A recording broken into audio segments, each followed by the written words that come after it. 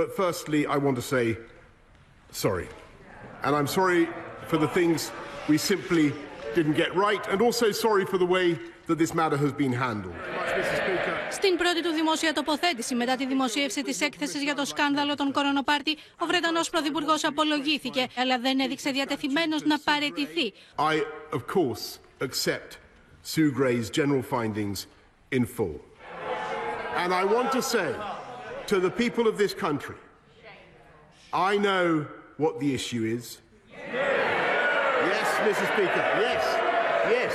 It's whether this government can be trusted to deliver. And I say, Mr. Speaker, yes, we can be trusted.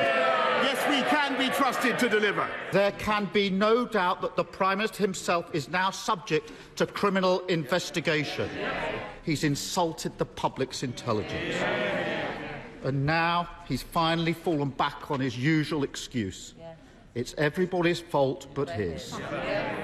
Το πόρισμα των 12 σελίδων της δημόσιας λειτουργού Sue Gray και τον Boris Johnson. Η υπερβολική κατανάλωση αλκοόλ δεν μπορεί να δικαιολογηθεί καθώς επρόκειτο για χώρο εργασίας. Το νούμερο 10 της Downing Street χρησιμοποιήθηκε για συναθρήσεις χωρίς όμως την απαιτούμενη σαφή εξουσιοδότηση και επίβλεψη. Εάν τουλάχιστον 54 συντηρητικοί βουλευτές της κυβερνώσας πλειοψηφίας αποφασίσουν να αποσύρουν την εμπιστοσύνη τους από το πρόσωπο του Boris Johnson, τότε ανοίγει αυτομάτως η πόρτα της εξόδου από την Downing Street.